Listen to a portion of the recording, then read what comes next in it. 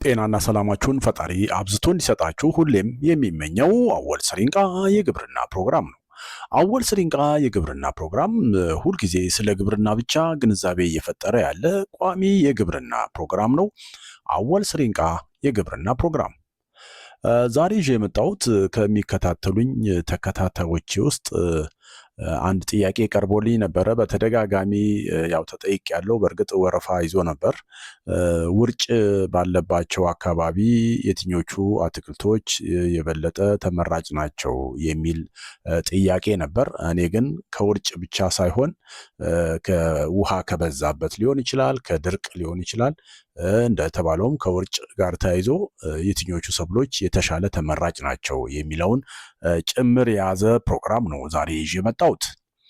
ውርጭን በአፈር ውስጥ ያለን የበዛ ውሃና ድርቅን የሚቋቋሙ ሰብሎች የትኞቹ ናቸው? በየትኛው ከፍታ ላይ ወይም በምን ያህል ከፍታ ላይስ ይመረታሉ? የሚለውን ጥያቄ የሚመልስና ከዚህ ጋር ተያይዞ ያሉ ሐሳቦችን ይዞ ያለ ፕሮግራም ነው የዛሬው። በሀገራችን ከፍተኛ ቦታዎችና ለውርጭ ተጋላጭ በሆኑ አካባቢዎች ላይ በብዛት የሚከሰተውን ውርጭን ተቋቁመው ምርት መስጠት የሚችሉ ዋና ዋና የሚባሉ የምግብ እጽዋቶች እነማን ናቸው የሚለውን አስቀድመን ከዚህ በታች እናያለን። የመጀመሪያው የምግብ ገብስ ነው። የምግብ ገብስ እንግዲህ ገብስ ሁለት አይነት ነው። የቢራ ገብስ አለ፣ የምግብ ገብስ አለ እና የምግብ ገብስ አንዱ ነው።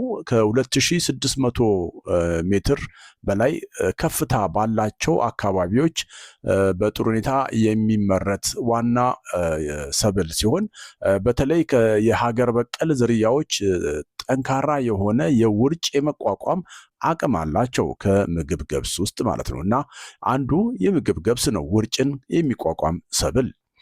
ሌላው ትሪቲካሌ የሚባል ነው። ትሪቲካሌ ማለት ከስንዴና ከአጃ ተዳቅሎ የተገኘ ዝርያ ነው። ትሪቲካሌ ማለት ነው ከ2200 እስከ 3000 ሜትር ከፍታ ባላቸው በጣም ደጋማ በሆኑ ብዙም ለምነት በሌላቸው ወይም ለምነታቸውን ባጡ አካባቢዎች የሚመረት ወይም የሚበቅል ሰው ሰራሽ በሆነ መንገድ የስንዴና አጃ ድብልቅ የሆነ ለከፍተኛ የቅዝቃዜና ውርጭን መቋቋም የሚችል ሰብል ነው ትሪቲካሌ። ከስንዴ ይልቅ ለምነቱ ደካማ በሆነ አፈር ድርቅንና ቀዝቃዛ የአየር ሁኔታን ስለሚቋቋም በዳርቻ ወይም ደግሞ ይሄ በጣም ለሌላ እርሻ የማይመች ቦታ ላይ ሁሉ ማርጂናል ላንድ ይባላል በአማርኛ ምናልባት ልንትልል ይችላለሁ እና በዛ አካባቢ ሆኖ ደጋማ ቦታዎች ላይ ይመረታል። ስንዴን ለማምረት አስቸጋሪ አካባቢዎችና አሲዳማ አፈር ባሉባቸው አካባቢዎችም ይበቅላል፣ ይመረታል። ገበሬዎችም ይህን ሰብል በማምረት ለሰው ምግብነትና ለእንስሳት መኖነት ይጠቀሙታል። ሌላው ባቄላ ነው። ባቄላ ከ1800 እስከ 3000 ሜትር ከፍታ ባላቸው አካባቢዎች ወሳኝ የደጋ ጥራጥሬ ሰብል ሲሆን ቀዝቃዛ የአየር ሁኔታን ይመርጣል። እናም በተለይ በመጀመሪያው የእድገት ደረጃዎቹ በመካከለኛ ደረጃ ውርጭን ይቋቋማል። ሌላው ሽምብራ ነው። ሽምብራ ከ1400 እስከ 2300 ሜትር ከፍታ ባላቸው አካባቢዎች የሚመረት ሲሆን የተወሰኑ የሀገራችን የደጋማ ዝርያዎች እና ጥቁር ዘር ያላቸው አገር በቀል ዝርያዎች ውርጭን በተወሰነ ደረጃ እንደሚቋቋሙ መረጃዎች ይገልጻሉ። ሌላው ጥቅል ጎመን ነው። ጥቅል ጎመን ከ1500 እስከ 3000 ሜትር ከፍታ ባላቸው አካባቢዎች በሰፊው ይመረታል። ከቀላል እስከ መካከለኛ የውርጭ መጠንን ተቋቁሞ ምርት መስጠት የሚችል አትክልት ነው። ሌላው ውርጭን ተቋቁሞ ምርት የሚሰጠው የስራ ስር አትክልቶች ናቸው። እንደ ቀይ ስርና ካሮት ለምሳሌ ማለት ነው። ከ1800 እስከ 3000 ሜትር ከፍታ ባላቸው በቀዝቃዛ ደጋማ አካባቢዎች የሚበቅሉና በተለይ ቀላል የሌሊት ውርጭን የሚቋቋሙ የስር አትክልቶች ናቸው ቀይ ስርና ካሮት። ሌላው አጃ ነው። አጃ ከ1500 እስከ 3000 ሜትር ከፍታ ባላቸው አካባቢዎች በሰፊው ይመረታል።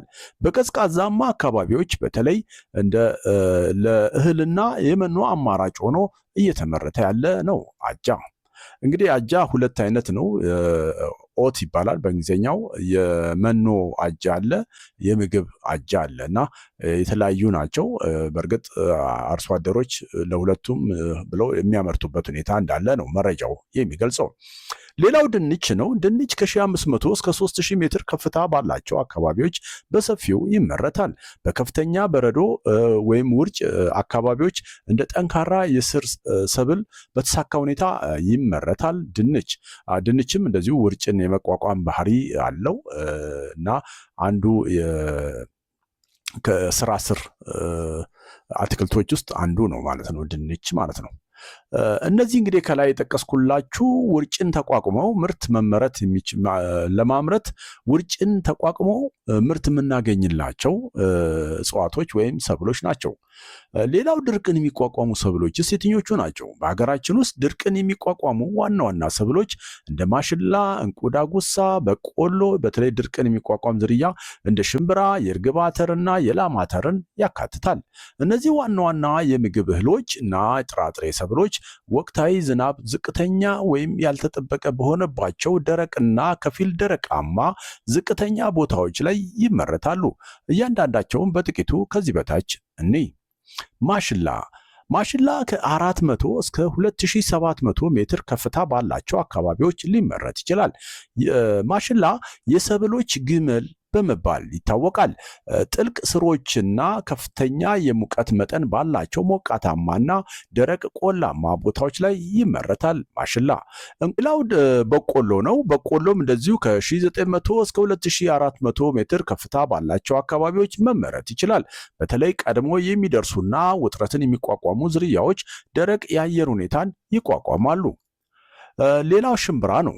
ሽምብራ ቅድምም ከውርጭ አኳያ ጠቅሼላችኋለሁ። ቀዝቃዛማ አካባቢን ተቋቁሞ ምርት መስጠት ይችላል። በነገራችን ላይ ሽምብራ ይሄ ኩል ሲዝን ክሮፕ የምንላቸው የጥራጥሬ ሰብሎች አሉ።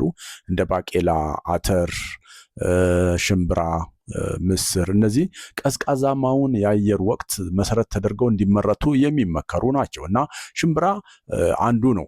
ሽምብራ ቆላም ደጋም ላይ ይመረታል። አሁን ቆላ ላይ የምናመርት ከሆነ ቀዝቃዛማውን ወቅት አብዛኛውን የሰብሉን የእድገት ወቅት እንዲያሳልፍ አድርገን አመቻችተን ነው መዝራት ያለብን ማለት ነው እና ዋናው ቀዝቃዛም ወቅቱን ቤዝ ማድረግ ነው እና አልቲቱዱ ግን ከ1400 እስከ 2300 ሜትር ከፍታ ባላቸው አካባቢዎች በሰፊው ይመረታል። የዝናባማው ወቅት ካለቀ በኋላ የተረፈውን የአፈር እርጥበት ተጠቅሞ መመረት ይችላል። ሽምብራም ያለው ስር ጠልቆ መሄድ የሚችል በመሆኑ ከስር ያለውን እርጥበት በአግባቡ የሚጠቀም ሰብል ነው። ሌላው ማሾ ነው። ድርቅን ከሚቋቋሙ ሰብሎች ውስጥ ማሾ ከ1000 እስከ 1650 ሜትር ከፍታ ባላቸው አካባቢዎች በሰፊው ይመረታል።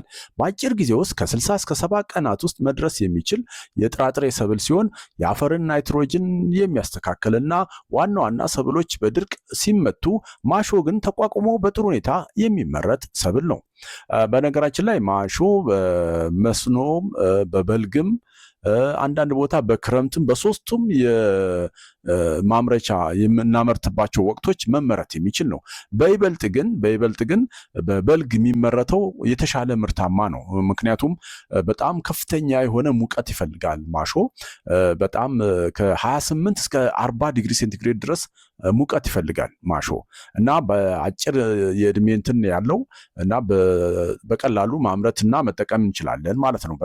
በተለይ ቆላማ አካባቢ እንደዚሁ ደግሞ የበልግ ወቅቱን ይሄ በጣም ሆት የሆነውን ወቅት መሰረት ተደርጎ ማለት ነው።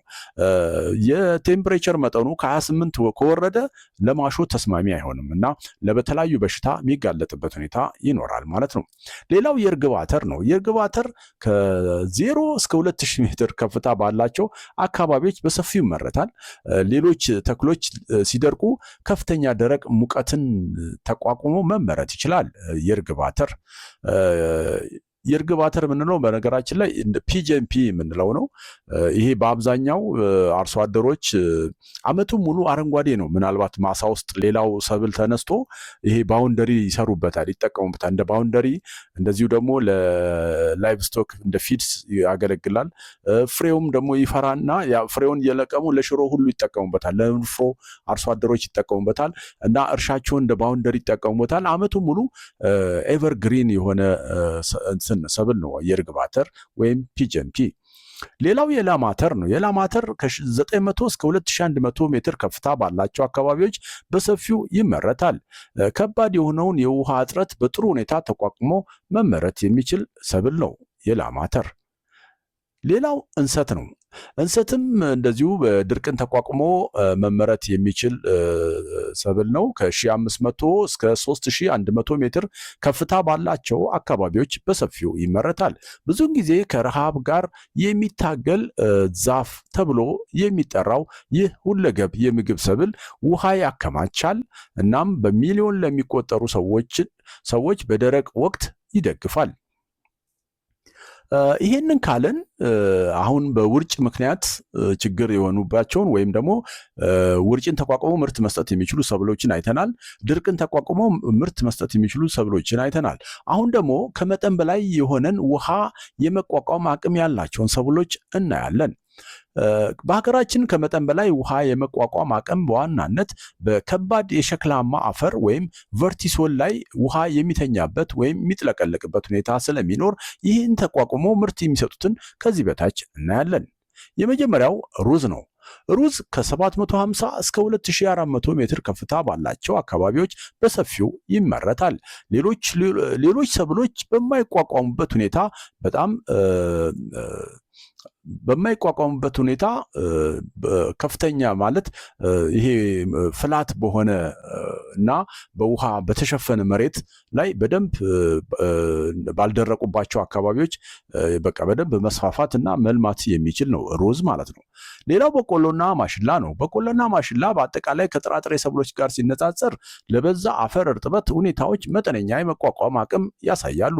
በተለይ ረዘም ላለ ጊዜ ጎርፍ ካልተፈጠረ። እነዚህ በቆሎና ማሽላ እንደምታውቁት ትልልቅ ግንድ አላቸው እና በጣም ሳክ ማድረግ ይችላሉ። እናም እንደዚህ ግንዳቸው የተሻለ አቋም ስላለው ከነባቄላ እና ከሌሎቹ ጋር ሲታይ የተሻለ ውሃን የመቋቋም ባህሪ ያላቸው ምንም እንኳን አብዛኞቹ ሁለቱም የቆላማ አካባቢ በሰፊው የሚመረቱ ቢሆኑም ማለት ነው። ሌላው ጓያና ምስር ነው። ጓያ ከ1700 እስከ 2700 ሜትር ከፍታ ባላቸው አካባቢዎች በሰፊው ይመረታል። ምስር ደግሞ ከ1700 እስከ 3500 ሜትር ከፍታ ባላቸው አካባቢዎች በሰፊው ይመረታል። እነዚህ ሰብሎች በቀጥታ ውሃ ባዘለ መሬት ላይ ይዘራሉ ማለት ሳይሆን በተደጋጋሚ በጎርፍ በተጠቁ ሜዳዎች ላይ የሚዘሩ ሲሆን ወቅታዊ የጎርፍ ውሃ እየቀነሰ ሲሄድ የተረፈውን እርጥበት ይጠቀማሉ። በእርግጥ ከምስር ይልቅ ጓያ በተሻለ ደረጃ ውሃ የመቋቋም ባህሪ ያለው። ሌላው ጤፍ ነው። በተሻለ ደረጃ ከ1000 እስከ 2500 ሜትር ከፍታ ባላቸው አካባቢዎች በጥሩ ሁኔታ ይመረታል። ጤፍ አፈሩ በቂ የወቅት እርጥበት ባለባቸው አካባቢዎች በአጭር ጊዜ ውስጥ በተሳካ ሁኔታ የሚለማ ነው። ቅዝቃዜና ውርጭንም የሚቋቋም ሰብል ነው ጤፍ። ሌላው የተመረጡ የባቄላ ዝርያዎች ናቸው። ባቄላም በጣም ቨርቲክ የሆነ እና ውሃ የሚቋጥር መሬት ላይ ይመረታል። ነገር ግን ሁሉም ባቄላ አይደለም። ውሃን ተቋቁመው ምርት መስጠት የሚችሉ ዝርያዎች የተለቀቁ አሉ። በሀገራችን በርካታ የምርምር ማዕከላት ውሃን በሚያዝል አፈር ላይ ብቻ በጥሩ ሁኔታ የሚመረቱ ዝርያዎችን አስለቅቋል። ለምሳሌ ወልቂ የሚባለው ዝርያ ከወልቂ፣ አሸበቃ፣ ሀጫሉና ሸዋ የሚባሉ ዝርያዎች የቨርቲክ አፈር ላይ መመረት የሚችሉ ወይም ውሃ የሚቋጠር መሬት ላይ መመረት የሚችሉ መቋቋም የሚችሉ ዝርያዎች ናቸው የባቄላ ዝርያዎች። ዛሬ እንግዲህ በጥያቄው መሰረት በእርግጥ የተጠየቁት ውርጭን ብቻ ነበር። ነገር ግን የተለያዩ ሰብሎች በውርጭ ይጠቃሉ፣ በድርቅ ይጠቃሉ፣ ውሃ በመብዛት ይጠቃሉ እና እነዚህን ተቋቁሞ የምናመርታቸው ሰብሎች የትኞቹ ናቸው? የትኛውስ የመሬት ከፍታ ላይ ነው የሚመረቱት? የሚሉትን እንደው በተወሰነ ደረጃ ግንዛቤ ለመፍጠር ሞክሬያለሁ። አወል ስሪንቃ የግብርና ፕሮግራም እንዲህ እያለ ይቀጥላል። በቀጣይ በሌላ ርዕስ እስከምመለስ ቸር እንሁን። ባይ ባይ።